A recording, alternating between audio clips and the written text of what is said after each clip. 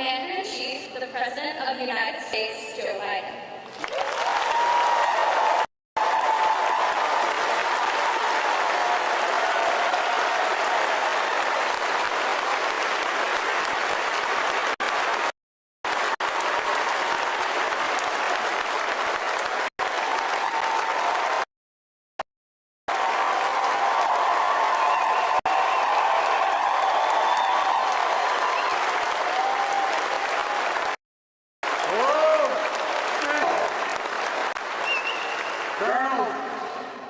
Thank you for that introduction and your service leading this team in such a difficult time.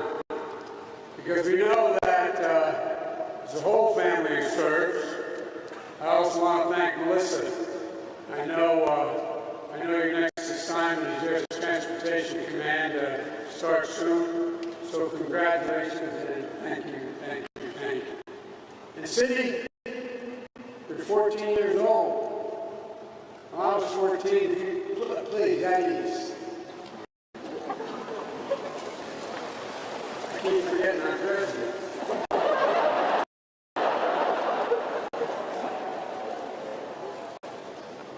When I was 14 years old, I would have been, scared to death. Stand up in front of a microphone with a large crowd of small. Sounds corny, not a joke. Think about it.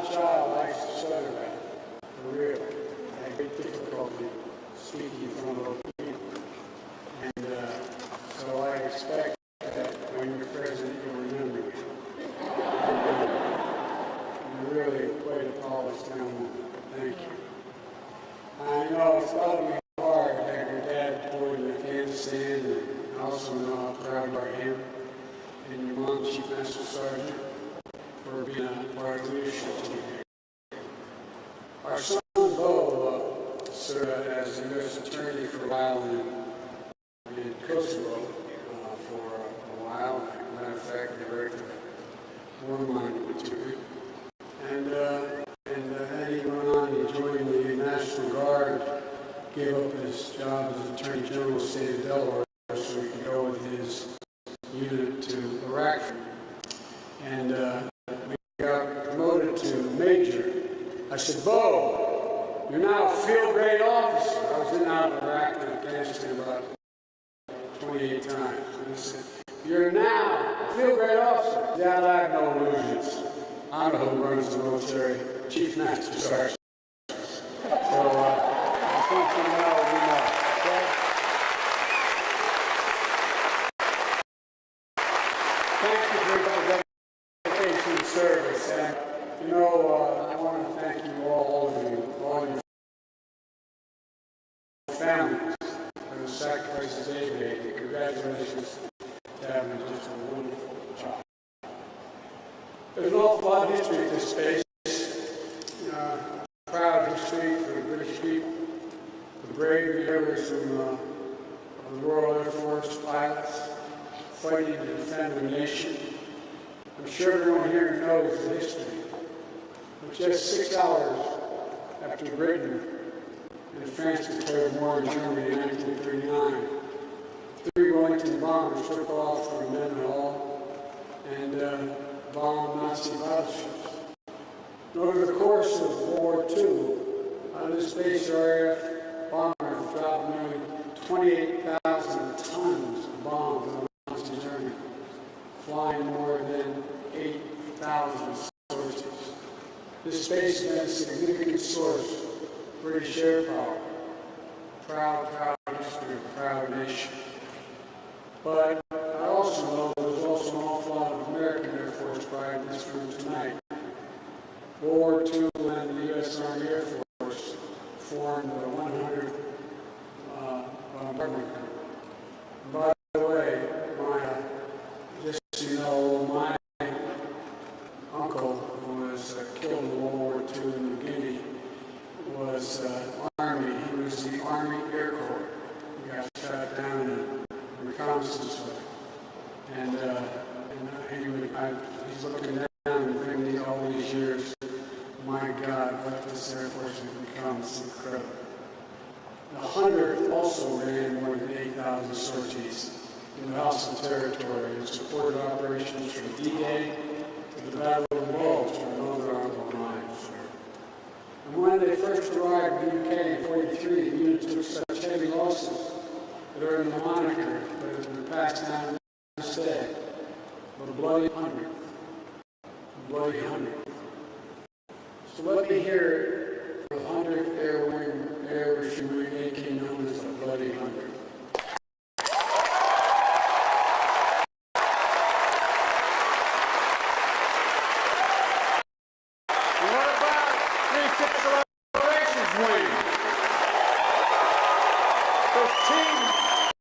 Team reconnaissance, members of the Air Mobility Command. Do we have any folks here from the 48th Fighting Wing over our airfield? By the way, let go.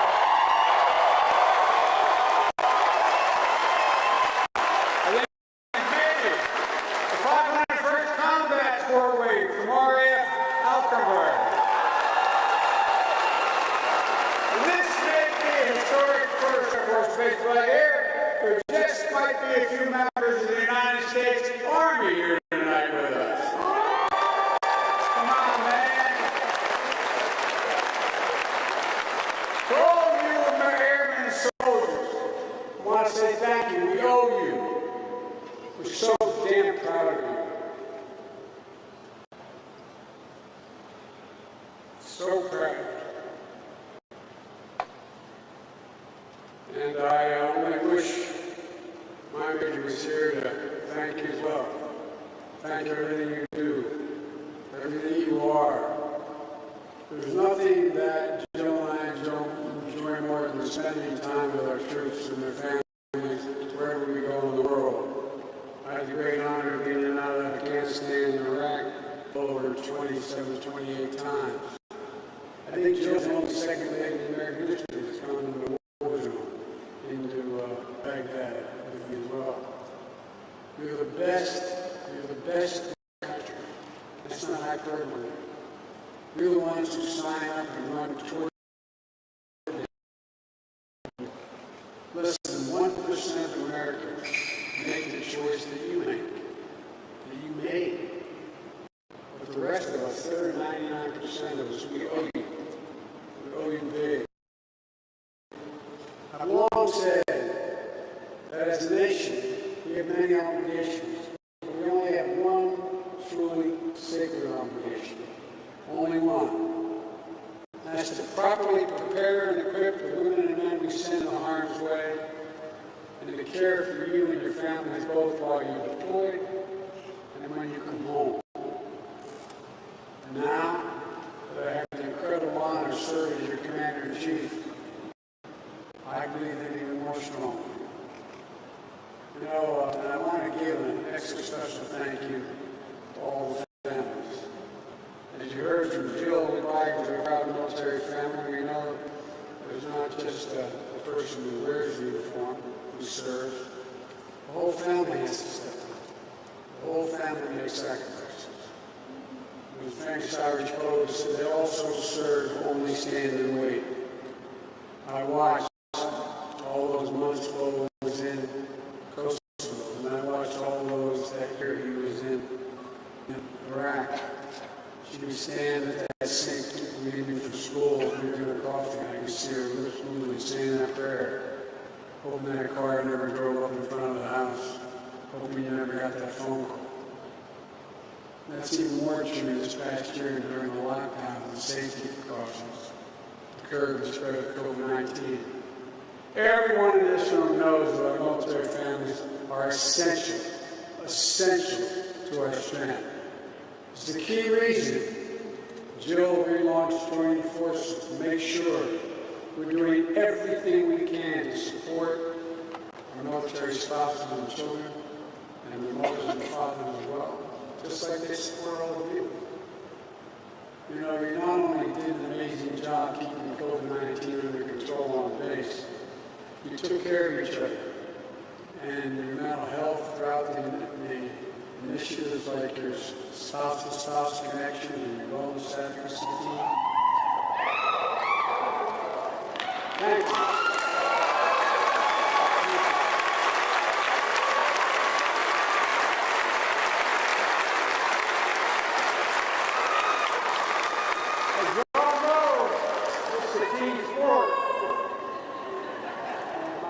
kill me for years. He said, Joey, you should I should turn around and apologize to my back to you. I apologize.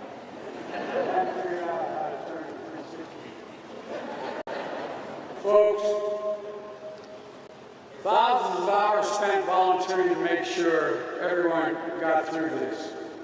It was so important. I know that these last 15 months added a lot of new pressure. But all of you rose to the task together as one team. Team Mildenhall. And you never let up on your mission. I'm so proud to be here with all of you to kick off my first overseas trip as president.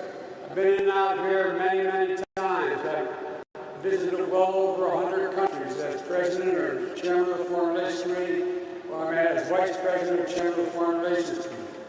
This is my first overseas trip as president of the United States.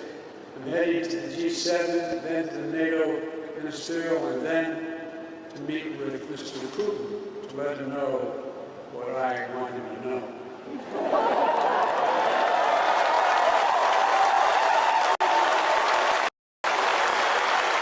And at every point along the way, we're going to make it clear that the United States is back and democracies of the world are standing together to tackle the toughest challenges and the issues that matter most to our future. That we're committed to leading with strength, defending our values, and delivering for our people. America is better positioned to advance our national security and our economic prosperity when we bring together like-minded nations to stand with us. These nations that have shed blood alongside of us in defense of our shared values. Our unrivaled network of alliances and partnerships that are the key to American advantage in the world and have been. They make the world safer for all of us. They are how we are going to meet the challenges of today, which are changing rapidly. We're going to meet it, though, from a position of strength. Our alliances weren't built by coercion or maintained by threats. They're grounded on democratic ideals, a shared vision for the future, and where every voice matters. Every voice matters. Every voice matters. All people are protected. For the same reason, so many of you signed up to serve. Proudly defend and honor the democratic values that are the wellspring of our national strength. If our British friends will excuse me quoting the Declaration of Independence, America is unique in all the world, and that we are not formed based on... Here it is, guys. Here is the business line. Here's the slogan. Are you eating it up? The only nation in the world founded... Are you getting your propaganda on? We hold these truths to be self-evident. Don't mess up, Joe. Don't mess up. Don't mess up. You know the thing. Endowed by their creator. The faith. Yes, bro. Certain inalienable rights, including life, liberty, and the pursuit of happiness. We need no nation can defeat us as long as we stick to our values. It's our American creed. It's what makes us who we are. And it's what draws friends and partners to our side. And for hundreds of years, American patriots have fought and sometimes died defending those values. Folks, look, I'm often quoted by the press as saying, America leads not by the example of its power, but by the power of our example.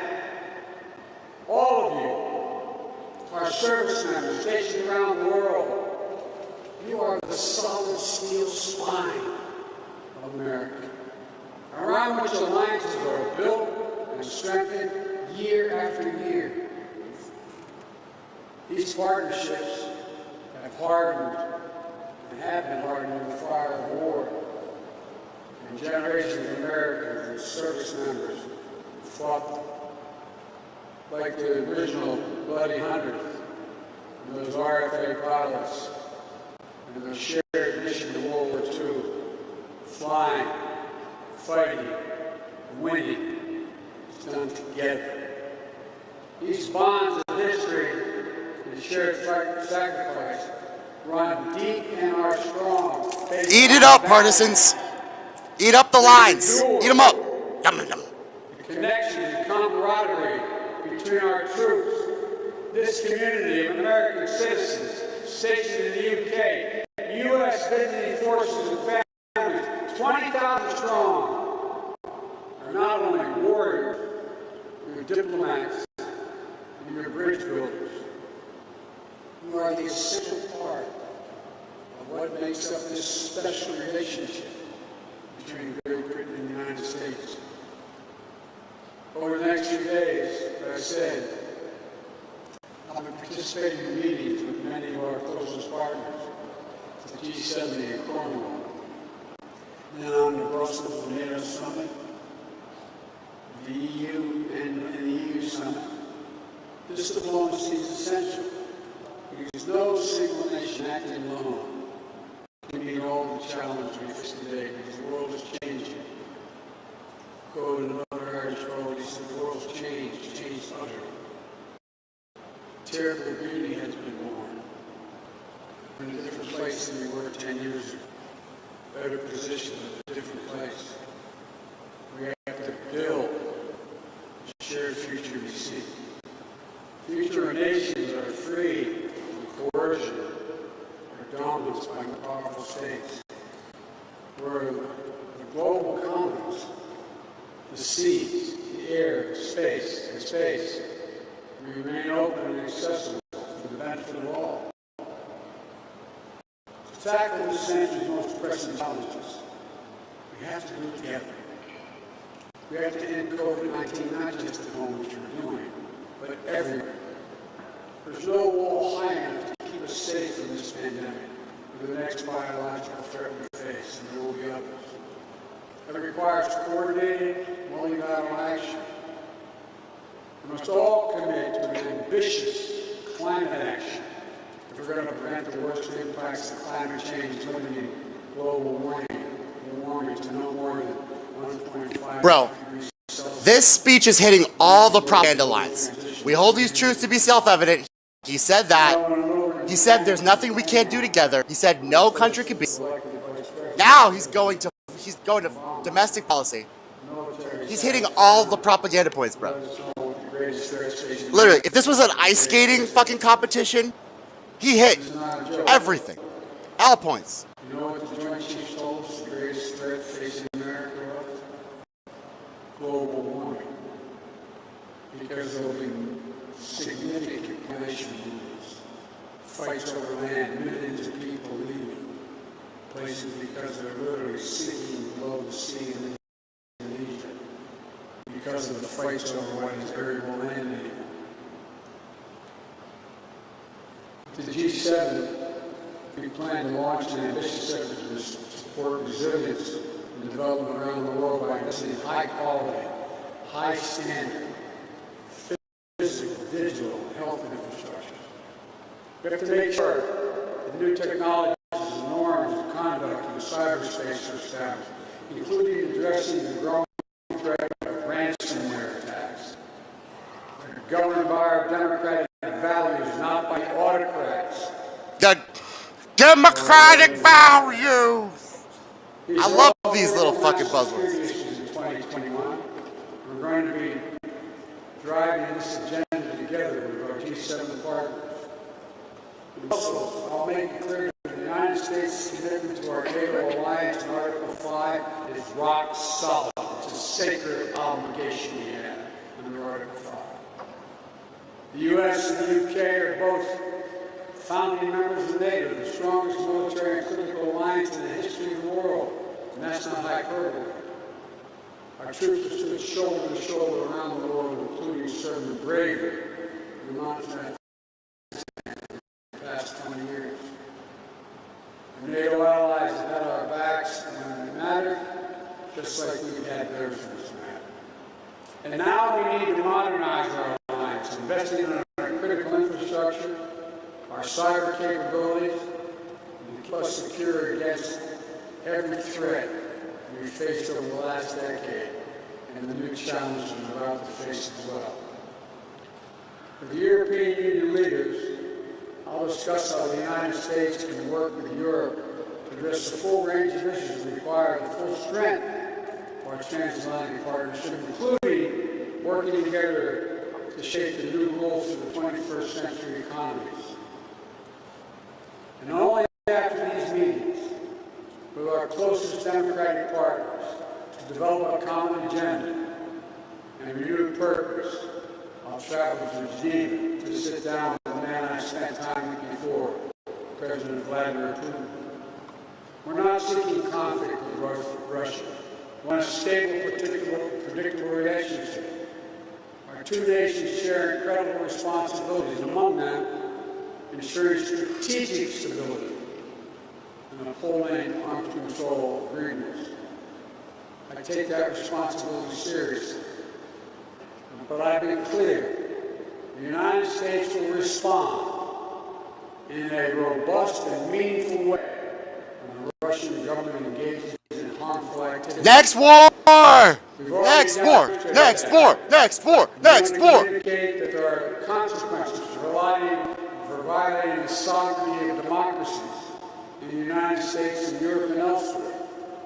I'm going to be clear that the transatlantic alliance will remain vital, a vital source of strength for the UK, Europe, and the United States. I'm going to make sure there's no doubt as to whether the United States will rise in defense of our most deeply held values and our fundamental interests. Here's why this all matters so much right now. I believe we're in an inflection point in world history. The moment where it falls on us to prove that democracies will not just endure, but they will excel as we rise to seize the enormous opportunities of the new age. We have to discredit those who believe that the age of democracy is over, as some of our fellow nations believe. We have to expose as false the narrative that decrees and dictators can match the speed and scale of the 21st challenges. You know, and I know they're wrong, but it doesn't mean we don't have to work harder than ever to prove that democracy can still deliver for our people. If by delivering democracy, do you mean guns and trucks, disguised as food trucks, and then overthrowing a Venezuelan government? Is that what you mean? You know better than I'm just wondering. democracy doesn't have Is that democracy? We have to defend it. Defend it. Strengthen it. Renew it. We have to massage it. We have to kiss it. We have to touch it. We have to massage its balls. What I see America. I see America. People with different backgrounds. What do you see, Joe? Coming together and That's like a shining city on a hill. democracy has never been perfect. Oh my God, never? Never been perfect. Oh shit. But Americans of all races, All races, religions, sexual orientation, gays, even the gays. Americans, What do they do, Joe? all have spilled their blood to defend that. Oh shit. Eat. Yeah. Signed up to be part of the fight because they understand the truth that lives in every American heart. It's the truth that lives in the every American heart, guys. Justice Did y'all hear that? It's the truth that lives in every American heart. come to pass This shit is great. It's beautiful shit. in the emerging autocracies of the world. I promise you, that's what this is going to be all about. Your generation. Every time you promise me something, you lie and you don't deliver. So why do I care? What? Finish, Joe. Not a Finish. single thing, nothing beyond America's confidence to accomplish when we do it together. When we do it as Of course, you had to put that one in. You're proof of it. God, he's doing it. You're proof of that every single day. Can we just get like the fucking transcripts? Your bravery, your decency, your honor. Guys are crazy, guys. It's crazy. You could send more fuel through a boom of a KC-135R in 8 minutes than a civilian gas pump in 24 hours. You do it midair. Yeah. It's all a normal day for this team. Don't tell me we can't. He fucking looked into what you guys do on your job. We're trying to crack the physical, the physics, Looked in. then crash through the sound barriers. Then put a man in the moon with a helicopter on Mars. I could go on and on and on. There's nothing. He's so bad at this too. Beyond our capacity. I want to thank you again. Thank you. Just get off the stage, bro. I got a lot of stuff to say. So. Here in the UK, it's great to be here. Rap. Glub. Seeing all of you is the best possible way to start this trip. But let me end where I began by saying thank you. I mean it from the bottom of my heart. I give you my word. Thank you all for what you do. Thank you all for your understanding. We're a nation based on values. Thank you all for protecting us. Thanks, Joe. We thank you. I mean this from the bottom of my heart. Can I tell you something, Joe? Can I borrow $20, Joe? Pomp and circumstance!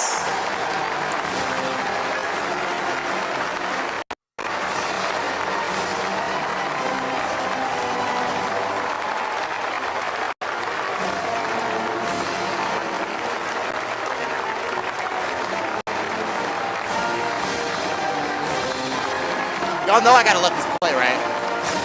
I love this song. I'm not gonna lie. I'm not gonna lie, guys. I love this song.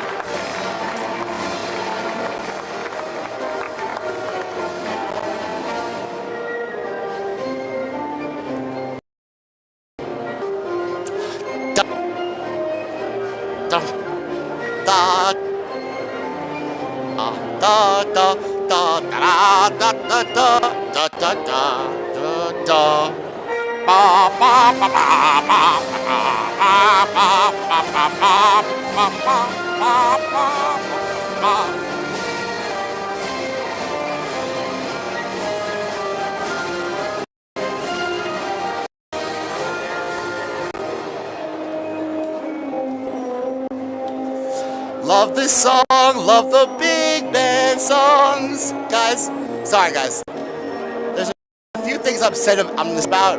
I don't know why, but it's big band music. It's like so American all the time. Like that, when the president leaves and comes in, and you hear that song, the trumpets and shit, it's like a combination between seeing the circus for the first time and like, I guess we have seen the circus. This was a circus. If you think about it. Not as exciting. Okay, guys. To business.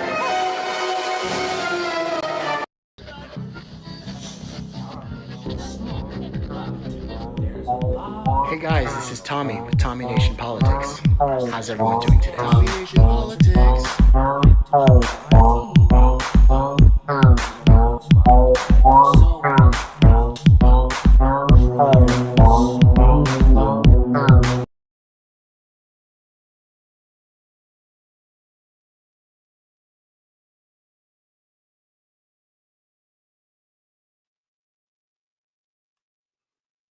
My friends. Hi guys, Tommy Nation Politics. How's it going, guys? Good? Good. Hey, so I hope everybody enjoyed my new normal commission. I got a lot of questions answered. Guys, yesterday was so long. I pretty much like prepared for that, like because I had 4 guests. And then by the time my guest got there, I literally was so tired, like I was spacing out with Luca. If you see. Totally forgot twice what the hell I was talking about. Completely. I felt like Joe Biden. Guys, I have some questions for you guys. Um, oh well, speaking of questions though, mostly like the questions that I wanted answered by the new normal commission, they were kind of answered, but I still want to like state them because like I was super tired. So I just want to make sure that you guys know what I'm asking. So here's my dilemma. I believe in a Green New Deal. I believe in legalizing marijuana. I believe in Medicare for all.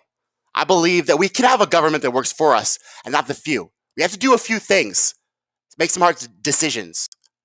Hard decisions, guys. Maybe grow some balls. But for the most part, all I really am arguing for is the fact that we need to take the trash out and live up to the standards and guidelines, community standards and guidelines of the Constitution, not Mark Zuckerberg. That's all I'm saying. So with that in mind, I identify as a progressive. I'm kind of foregone the whole, arguing ideology with other people because it doesn't matter at this point. We don't have a government that works for us. Anyway, so why would I argue about ideology when nothing's going to fundamentally change? It's useless, guys. So I do believe in things, guys. I have principles and values, but I have one goal right now. That goal is to take the trash out. Smelling up the house, can't have guests over, guys. Now, this speech, guys, was the most trashiest of the trash. But, like I always say, it's perspective. One man's trash is another man's treasure. Did you see that? He's talking about climate change while the military's behind him. So beautiful. Did y'all see that imagery? I wrote down a few of these key words. Let's see. Inflection point in history. Inflection point in history. What is nations that don't believe in democracy? What is democracy, Joe? Is democracy taking guns filled with weapons, taking food trucks full of weapons, disguising them as food trucks to overthrow the Venezuelan government? Is that democracy, Joe? What does that mean? There's nations that don't believe in democracy. Question for Joe Biden. He looked into the souls and the hearts of souls of the American people. And you know what he saw? He saw a unity. And what else did he see? There's nothing we can't do together for him politically. But Trump, but Obama. But it's the same old song, guys. And I had a lot of questions about this new normal. I'm glad I got some answers from my friends, Trevor Joseph, who was on, Luca Elliott, and Ellie Spawn. For the most part, I did understand what you were saying. I was just super tired, and I'm sorry. But I was listening, and you answered some of my questions, but I just want to state these, guys, for the record. So I'm a progressive by all purposes, except for these things, guys. I feel like if we're going to be called the left wing, we literally really have to do some left stuff sometimes. We can't just, Joe, can you give people a living wage, Joe? Joe, can you take people out of prisons from your crime bill with the drug war? Which, by the way, is the reason why Guatemalans are fleeing. When that reporter was talking about the fucking, corruption, it's hilarious, bro. Those they're cartel, bro. He might be the president. He ain't the president.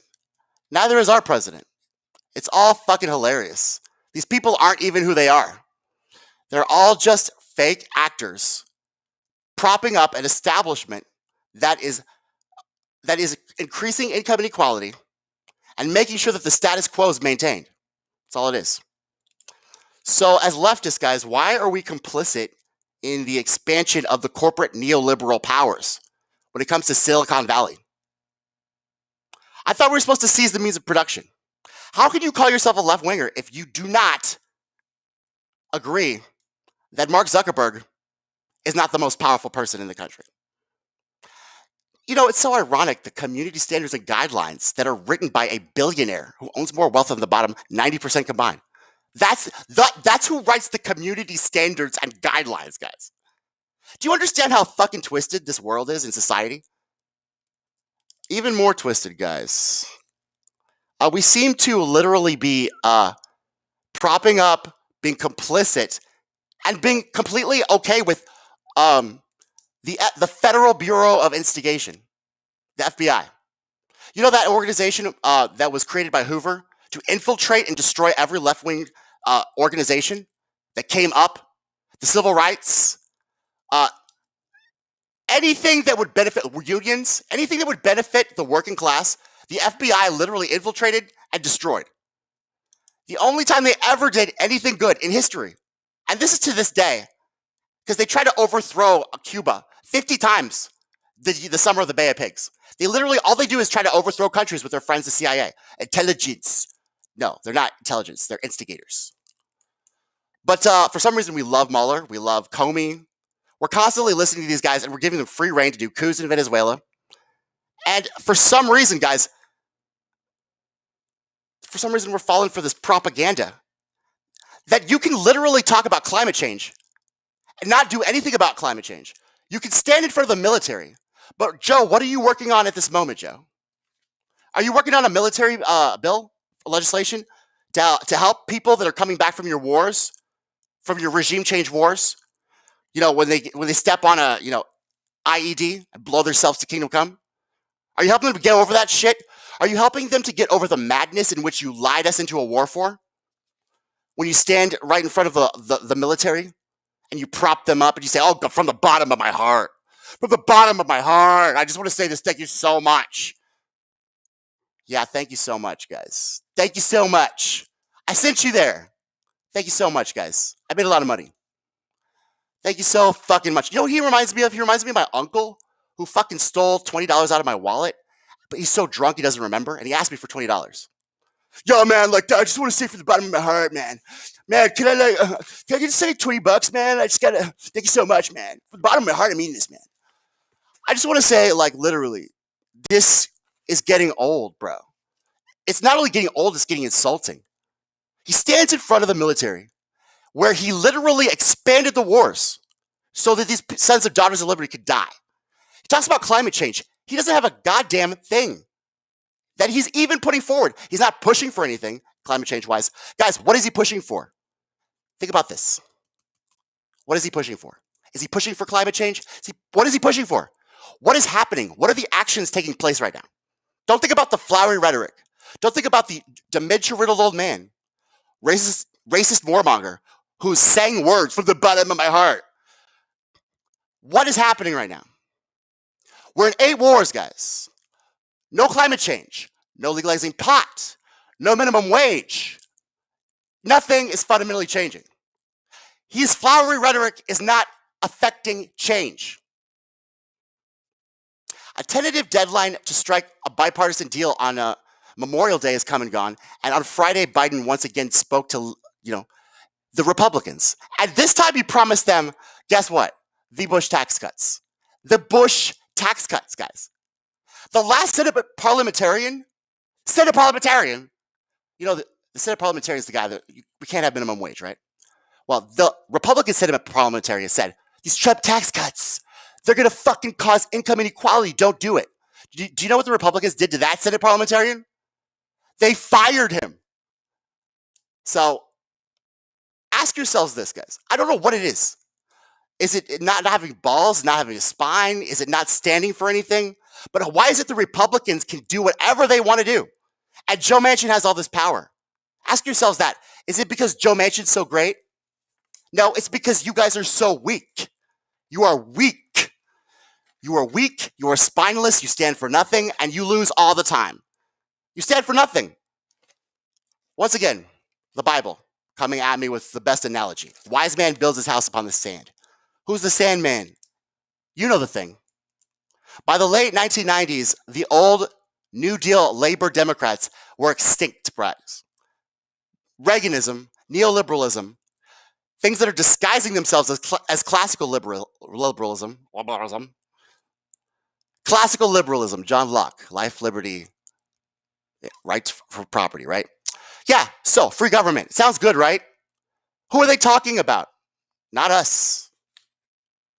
Why do we keep voting for them, guys?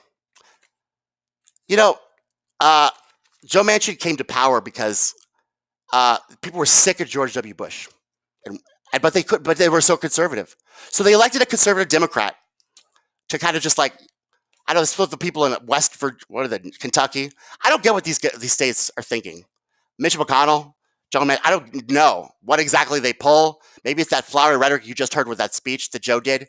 I mean, Joe Biden hit all those points. guys. He said, there's nothing we can't do if we're not doing it together. He even said it sounds, inalienable rights, life, liberty, pursuit of happiness. Then he said, all endowed by our creator. You know that time when he was like, you know the thing? He did it again today. He went through all his smash hits, bro. He went through his smash hits standing in front of the military, talking about climate change, hitting the progressive base with the climate change, hitting the Warhawk Democrats with the military, hitting you with all the fucking flowery rhetoric for the stupid people who watch cable news television. He literally, if he was a figure skater, he got tens. Joe Biden was on today. So, I mean, I'm starting to get, even though y'all are stupid and I can see right through this and this is completely an act, it's very good. He's very good at it. He's very good. He hit all of those points. Like literally, I could go through a checklist. If I was like, so I had to do a service for my fine dining service. So when you're a waiter at a fine dining restaurant, they make you do a mock service with the managers first before you go out to tables. So you have to hit all these points. You have to talk about, hello, my name is Thomas. I'll be taking care of you today. This is the menu. This is the feature. We must make sure you greet them. Make sure you fill the water glass. Make sure that you pre-bus the table. Make sure that you check back 2 bites or 1 minute. Make sure that you hit all these points, right? They'll have a checklist. Joe Biden hit every single fucking checklist. He hit the greet, talking about he forgot he was president. Funny joke.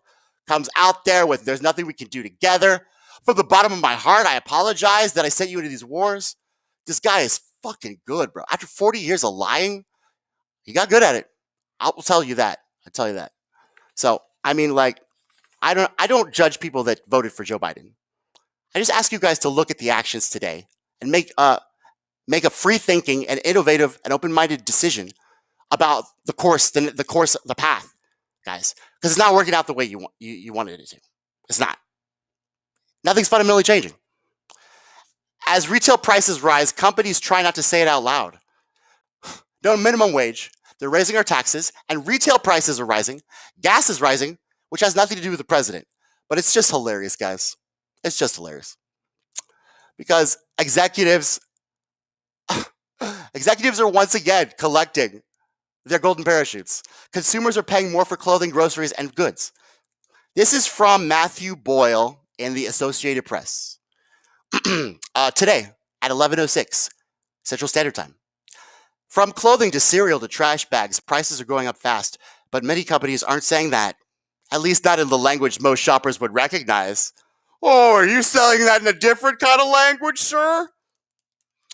It's not raising prices, it's taking pricing. The language is being revamped, guys. It's not fucking torture, it's enhanced interrogation. Okay? You got it? It's not war crimes against humanity. It's Guantanamo Bay loopholes.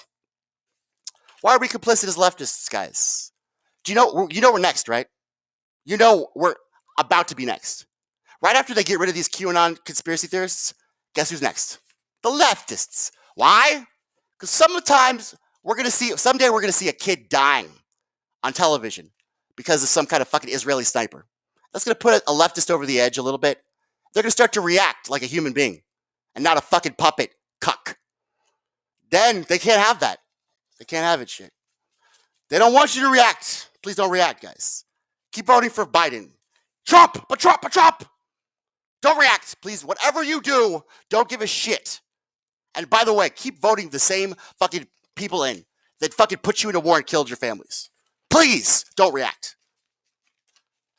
That's another thing in the mock service. Like literally, if you have a mistake in the mock service, like if an order comes out wrong, you say you have a steak that comes out rare instead of medium well. Okay, so what you do is you apologize. I'm so sorry this happened, sir. React. You react to the situation. Oh, I'm so sorry, sir.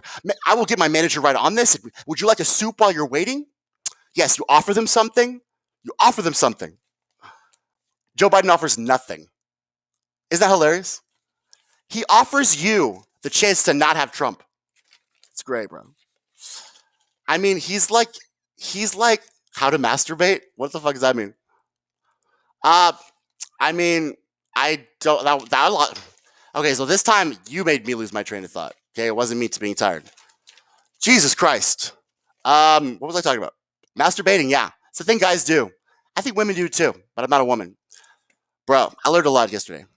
So, what was I talking about? Oh yeah, apologize, react, thank. Masturbating. Question about masturbating randomly. So, yeah, I'm so sorry this happened for you. To you, you react to it. We'll get your manager out. Would you like a gift card? Would you like a free entree? Would you like an appetizer? Yeah, okay. You offer them something, and then you thank them. Thank you so much for being patient. Apologize, react, thank. It's the art of dealing with idiots, not idiots, just people. It's not idiots. It's just this is how they do it. Apologize, react, thank. So anyway, my God, I need masturbation. You're welcome, Lamgoda. Why you gotta distract me like that, bro? Now I'm thinking about masturbating. I'm thinking about Joe Biden right now. Okay, now I'm not thinking about masturbating. All right, so thanks. Whew, you know the thing. Joe, thank you so much for doing something constructive one. Maybe stop thinking about masturbating. Guys, so he's standing behind a military base, and he really means he's so sorry that y'all went to the 8 wars that he started with Obama. But guys, even though from the bottom of his heart he's super sorry about that shit, guess what? Russia. And gear up for the next one. I'm so sorry, guys. Y'all really fucking make a sacrifice, guys. Y'all make such a sacrifice. Oh my God, bro. So not only is Joe Biden in the fucking like warmongering mood, and this is why Tulsi Gabbard, by the way, has said nothing about like Israel lately, because she knows that like, I mean, this is how I would think that she would think, because you know I watch her and I know her. It's just like she went to Syria. She told them all that they were like, you know, gassing their own people. Like Assad didn't gas their own people. We did. We gassed the people. She literally saw. She went to Syria for his fact-finding mission. She saw our CIA doing shit, and ever since then, she really is like very cynical about war and regime change wars. Okay, so but she didn't say anything about the fucking Gaza thing, because she knows like if she takes a position on this, first of all, she's divisive. She doesn't like to be divisive for no reason. Only regime change wars. Second of all, like if you mention war to Joe Biden, do you think he's gonna be peaceful about it? The man that gave George W. Bush the resolution to drone strike and bomb to ascender all of these Middle Eastern countries. You think that mentioning to a supreme warmongering neoliberal like Joe Biden would like actually give progressive anything? No. Joe Biden would be thinking about other things. You heard the speech. Oh, we're going to deal with these countries. We're going to deal with them. Joe, you haven't even dealt with anything that we asked you to deal with. And I didn't. First of all, I asked you to fuck off. So to be fair, the puppets, your cucks, the progressives who bent the knee with Bernie Sanders. They asked you for shit. Simone Sanders, remember Simone Sanders? You cut her off the press secretary. You got Jen Psaki instead. Oh, I'm black. I'm just gonna advocate for Joe Biden. I'm gonna get something out of this. Hey, Simone Sanders, what'd you get out of it? You got fucked, didn't you? That's what always happens with Joe Biden. Idiots. You fuck with Joe Biden, you get fucked. You know the thing.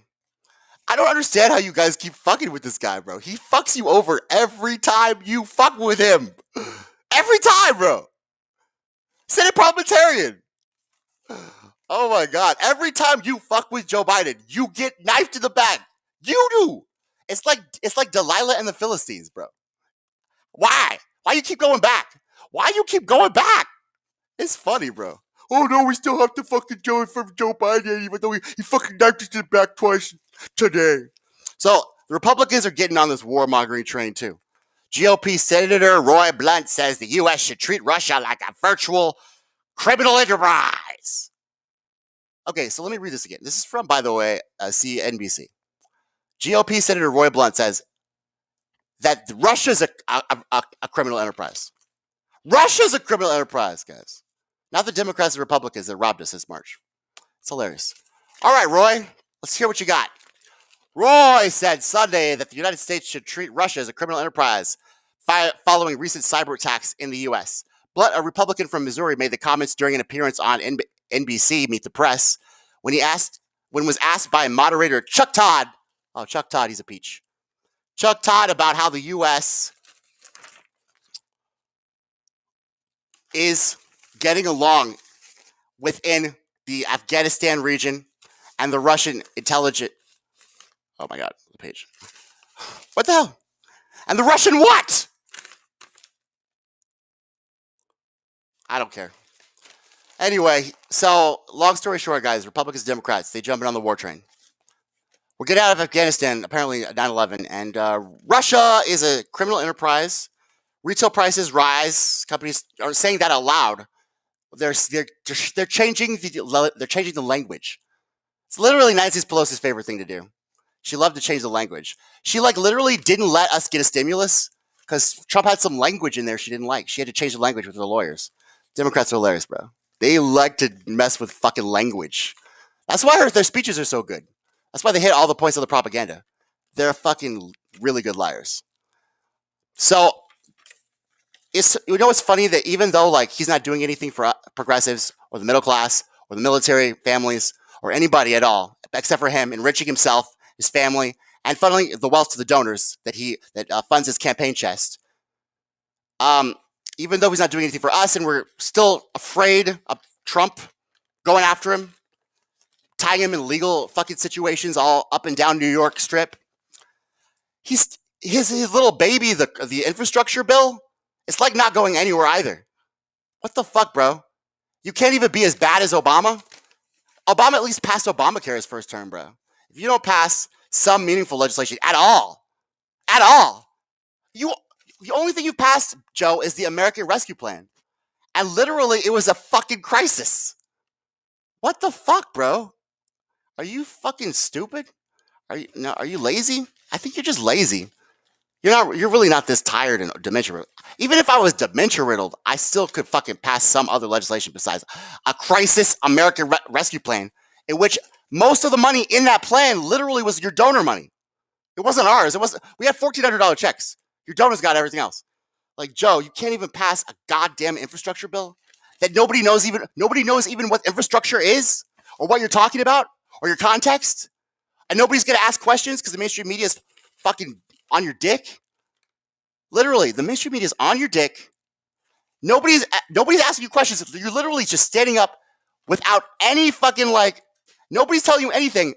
You're spilling propaganda. Everybody's eating it up. You can't even pass a fucking infrastructure bill, but you are literally a waste of time, bro. You're a waste of everything. You're a waste of the presidency, bro.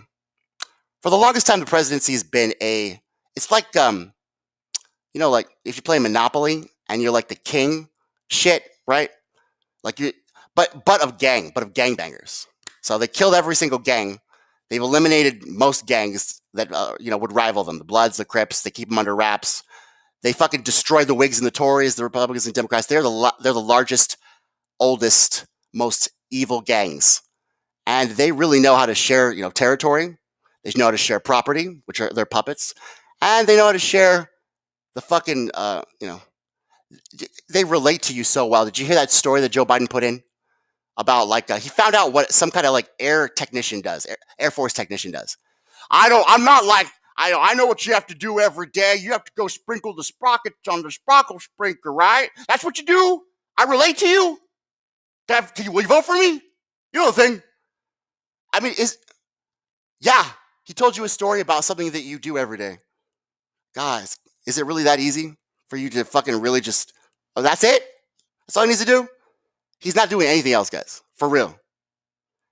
And by the way, if I'm wrong, challenge me. What is Joe Biden doing? In fact, this is a public service announcement. I want to just ask an open question. So my question to my leftists is, why are we FBI? Why do we trust this right-wing government of Democratic Party? But a question I want to pose to you guys is, what has Joe Biden done that is good? Okay. It's a real question. Meaningful legislation Joe Biden has passed for Americans. Meaningful legislation that Joe Biden has passed for Americans.